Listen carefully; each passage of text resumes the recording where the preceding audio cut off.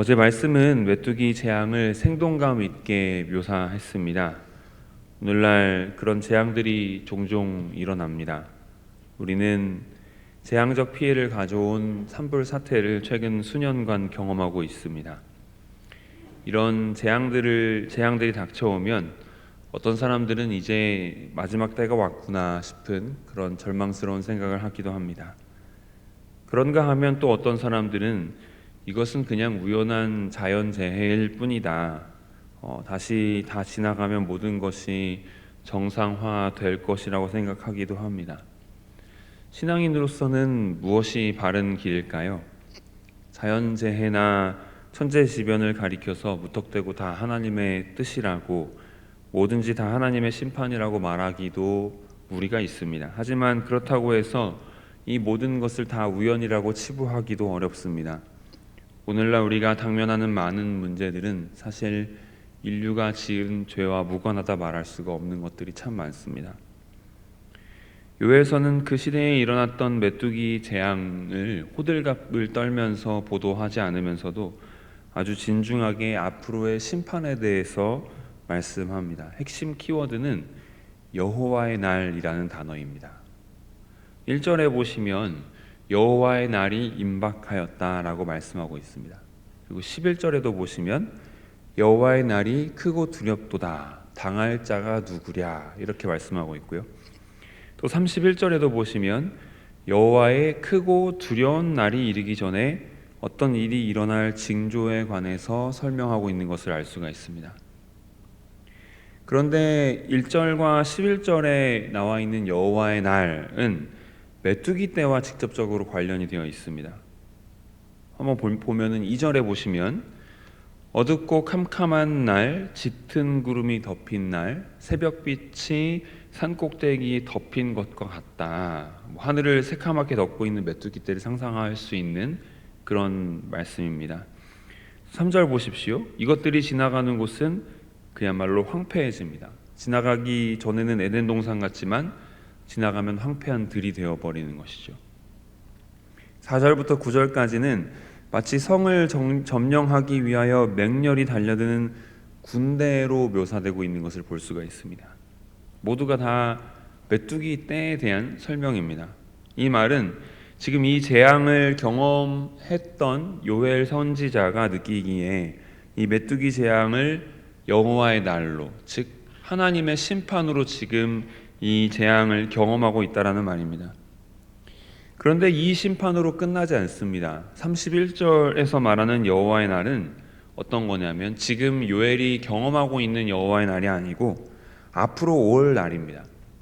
해가 어두워지고 달이 핏빛같이 붉어진다라는 게 무슨 말입니까?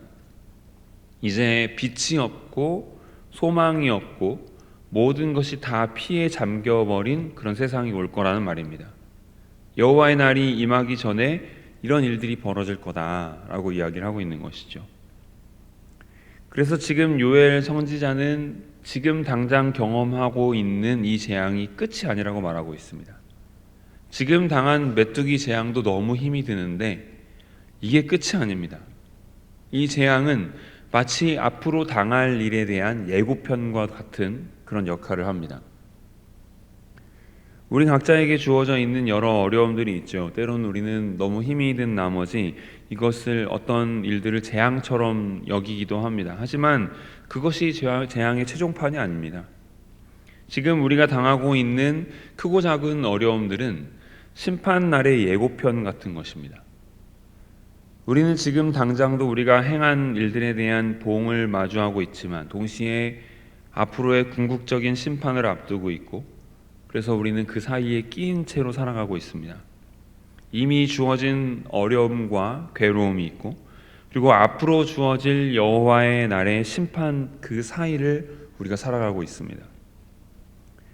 어쩌면 우리에게 매일마다 주어지는 크고 작은 어려움들은 앞으로의 심판을 준비하라는 매일의 레슨처럼 여기는 것이 좋을 것입니다. 그래서 이 요엘은 메뚜기 재앙을 아주 실감나게 묘사하는데 마치 지금 당장 경험하고 있는, 이미 경험한 그 메뚜기 재앙조차도 마치 마지막 날에 일어날 것 같은 그런 대재앙 수준의 무서운 그런 재앙으로 묘사하고 있는 겁니다. 그러면 이런 레슨 앞에서 우리가 하나님 앞에서 배워야 할 것은 무엇일까요? 13절 말씀 전반부에 보시면 너희는 옷을 찢지 말고 마음을 찢고 너희 하나님 여호와께로 돌아올지어다 라고 말씀합니다. 옷을 찢는 것은 당시 회개나 슬픔을 표현하는 한 가지 방식이었습니다. 그런데 그 옷은 찢어도 실제로 아프지는 않습니다. 그냥 외적인 표현 방식이 그랬다라는 것입니다. 마음이 아픈 것을 옷을 찢으면서 표현할 수도 있겠지만 때로는 옷을 찢으면서도 겉으로만 회개하는 척할 수가 있습니다. 우리는 우리가 잘못한 것의 대가를 치르는 문제에 있어서 다소간에 쉽게 생각하는 경향이 있습니다. 이 정도 했으면 되지 않았을까 싶은 거죠. 교회 다니면 됐죠. 신앙생활 했으면 됐죠. 뭘 더 하느냐, 회개하지 않았느냐, 그렇게 말하면서 사실 그 이상으로는 별로 하고 싶지 않은 것입니다. 옷은 찢지만, 열심을 다해서 옷은 찢지만 정작 그 옷 안에 자기 자신은 전혀 변하지 않습니다. 마치 배우자에게 큰 배신을 저지른 사람이 그 잘못한 대가로 뭘 해줄까라는 것을 말하는 것과 비슷합니다. 뭘 해주면 풀릴까요? 돈으로 풀릴까요? 아니면 조금 더 뭔가 어떤 물질적 보상을 해주면 풀릴까요? 한번 엎어져 버린 신뢰는 다시 되찾아오기가 무척 어렵지 않습니까? 그걸 알면서도 우리는 우리의 중심을 바꾸려고 하기보다는 뭔가 겉으로 드러나는 행위들을 바꾸면 된다라는 생각을 합니다. 요엘에서 하나님은 그런 행위를 바꾸려고 하지 말고 마음을 찢으라 라고 말씀하고 있습니다. 마음을 찢는다는 것은 무슨 의미를 갖고 있는 걸까요? 자기 중심을 찢어버리는 겁니다. 자기의 존재를 찢어버리고 부인하는 것입니다. 옷을 찢는 것보다 이것이 훨씬 어렵습니다. 너무 어렵죠? 안 찢어지거든요. 무슨 100년 묶은 가죽처럼 잘 찢어지지가 않습니다. 이 마음이라는 것이 겉으로 드러나지 않는 존재를 찢어버린다는 거 얼마나 어렵습니까? 어떻게 하면 용서를 구할 수 있을까? 나를 찢어버리더라도 용서를 받겠다는 마음으로 주께 긍휼을 구하라 라고 오늘 말씀에서 말씀하고 있습니다. 15절과 16절을 한번 보십시오. 거룩한 금식을 선포하고 성회를 열라라고 하십니다. 그런데 16절에 모이게끔 하는 대상들을 한번 잘 보십시오. 백성들의 어떤 대표격인 장로들을 불러 모을 뿐만 아니라 젖먹이들도 불러 모으라고 하고 있습니다. 그리고 결혼식을 한 신랑과 신부도 그 기쁨과 즐거움을 누리기 전에 나오라고 그렇게 이야기하고 있습니다. 어떤 이야기냐면 정말 전심으로 온 힘을 다해서 전심으로 하나님 앞에 나아가야 한다는 뜻입니다. 젖먹이까지 교회에 이 성전에 나오기 힘든 그런 아이들까지도 모두가 다 데리고 나와서 어떻게 하면 하나님 앞에 전심으로 나아갈 수 있을까? 그거를 그렇게 나아가야 된다라는 것이죠. 17절에 보시면 제사장들은 눈물로 호소하라고 이야기합니다. 이것이 오늘날 재앙을 마주하는 여러 가지 재앙적인 사건들을 삶에서 마주하고 계신 우리들이 가져야 할 태도입니다. 옷을 찢지 말고 마음을 찢고 하나님을 예배하는 자들은 한 사람도 빠짐없이 젖먹이까지 다 데리고 나와서 하나님 앞에 엎드리고 또 제사장들은 눈물로 호소하며 기도하라라고 말씀하고 있습니다. 그래야 할 때라는 것을 느끼지만 책임을 방기하고 싶은 생각도 많이 듭니다. 세상이 찢어지고 있고 언제 큰 전쟁이 나도 이상하지 않은 상황 속을 걸어가고 있습니다. 여러 가지로 위기입니다. 무엇보다도 가장 큰 것은 가정이 당면하고 있는 위기입니다. 우리 교회의 각 가정이 서로 사랑함 안에서 진심으로 행복하기를 바랍니다. 여러분들의 행복이 목회자들의 행복입니다.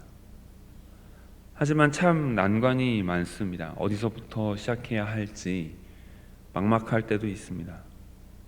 선배 목사님들의 싸움은 어떻게 하면 공동체를 일으킬 것인가의 주안점이 있다면, 이제 젊은 목사들의 싸움은 어떻게 하면 가정을 바로 세울 것인가에 있습니다. 어떻게 해야 할까요? 18절 말씀을 한번 보십시오. 그때의 여호와께서 자기의 땅을 극진히 사랑하시어 그의 백성을 불쌍히 여기실 것이라. 하나님을 전심으로 찾을 때 하나님께서 그의 백성을 불쌍히 여기실 것이라고 말씀하고 있습니다.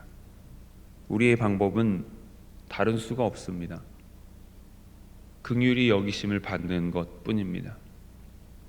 사람이 할 수 있는 일이 아닌 경우들이 너무 많습니다. 지금 메뚜기 재앙으로 고통당하고 있는 이들에게 23절에 보면은 이른 비를 적당하게 내려주시고 또 늦은 비도 예전과 같을 것이라고 말씀합니다. 26절을 보면 풍족히 먹을 수 있을 것이라고 말씀해 주십니다. 메뚜기 재앙은 모든 먹을 것이 다 사라져버리는 그런 재앙이잖아요. 그런 재앙을 경험하고 있는 이들에게 다시 소망을 주고 계십니다. 또 27절에 보시면 하나님께서 우리의 하나님이 되어주실 것이라고 말씀하고 있습니다. 전심으로 마음을 찢으며 하나님 앞에 나아갈 때 하나님은 긍휼히 여기시고 구원의 은혜를 베풀어 주십니다. 그리고 나서는 어떻습니까? 28절 29절의 말씀을 한번 같이 읽어보겠습니다. 그 후에 내가 내 영을 만민에게 부어주리니 너희 자녀들이 장래일을 말할 것이며 너희 늙은이는 꿈을 꾸며 너희 젊은이는 이상을 볼 것이며 그때에 내가 또 내 영을 남종과 여종에게 부어줄 것이며. 주께서 주의 영을 부어주시겠다라고 약속하셨습니다. 여러분, 우리가 이것을 사모했으면 좋겠습니다.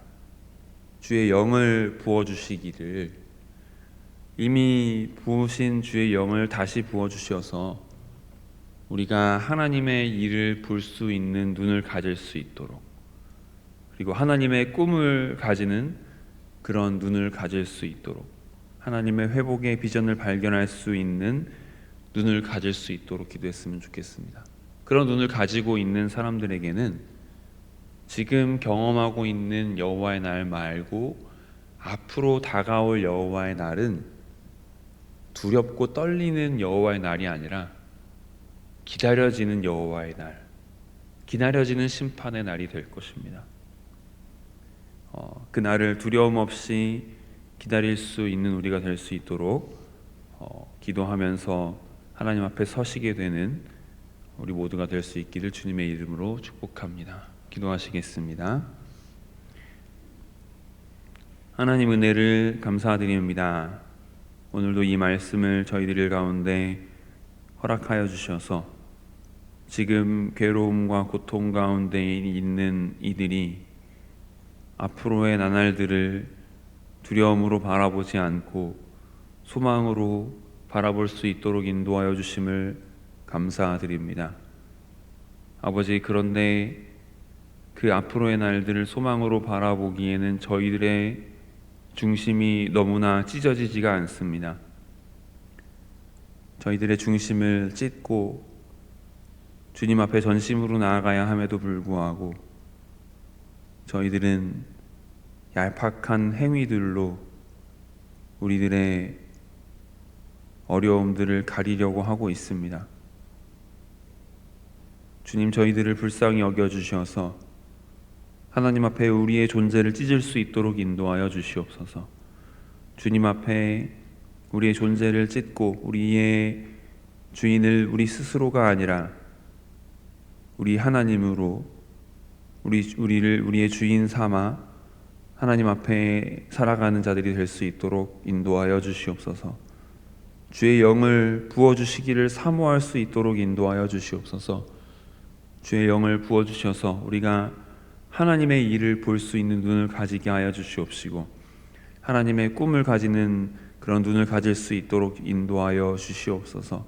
그래서 주의 날이 앞으로 다가올 현재에 우리가 경험하고 있는 심판은 두려움과 괴로움으로 경험하고 있을지 몰라도 앞으로의 주의 날을 두려움 없이 기다릴 수 있는 용기를 가지는 우리 모두가 되게 하여 주시옵소서. 각 가정들을 주님 복 내려주시기를 간절히 소원합니다. 가정 가운데 여러 어려움들을 경험하고 있는 우리 교우들을 불쌍히 여겨 주시옵시고 주님 앞에 무릎으로 나아갈 때 하나님께서 베풀어 주시는 피할 길을 아버지 이들에게 내어주시사 아버지 더욱 사랑하며 아름답게 건실하게 맺어가는 가정들로 거듭날 수 있도록 인도하여 주시옵소서. 이 모든 과정 가운데 저희들이 하만나 기도회로 나아갑니다. 하나님, 주님을 만나면 내가 변한다라고 하는, 하나님을 만나면 나의 삶이 변한다라고 하는 이 목표를 두고 주님 앞에 기도하며 나아갑니다. 우리를 찢게 하여 주시옵시고 주님 앞에 전심으로 나아가는 기도회가 될 수 있도록 인도하여 주시며 아직까지 주님 앞에 자신을 찢고 나아가야 할 필요성을 느끼지 못하는 많은 교우들이 하나님 앞에 무릎을 꿇고 나아갈 수 있는 놀라운 성령의 역사가 있도록 인도하여 주시옵소서. 현재 담임 목사님과 안윤선 목사님과 일마을 시니어 선교팀들이 선교 진행 중에 있습니다. 오늘은 나가사키와 우무라와 운젠 지역을 돌아보면서 순교자들의 무덤을 돌아보는 시간을 갖습니다. 순교자들의 영성을 배우는 시간이 될 수 있도록 인도하시고 또 많은 시간 걷게 되시는 어르신들 가운데 다치거나 어려움 당하는 사람들이 없도록 인도하여 주시옵소서. 또 모든 교역자들이 헌신하여 일하고 있습니다. 아버지, 이 헌신 위에 각 가정들을 올바르게 세워 주시옵시고 또 하나님을 사랑하며 이 일들을 감당할 수 있도록 모든 교역자들에게 성령으로 충만케 하여 주시옵소서. 오늘도 주신 말씀에 감사하며 드리는 예물 가운데 하나님 함께하여 주시옵시고 또 그 기도 제목을 들으시고 응답하여 주시며 모든 교우들 위해 아버지 평강케 하여 주시옵소서. 예수 그리스도 이름으로 기도드립니다. 아멘.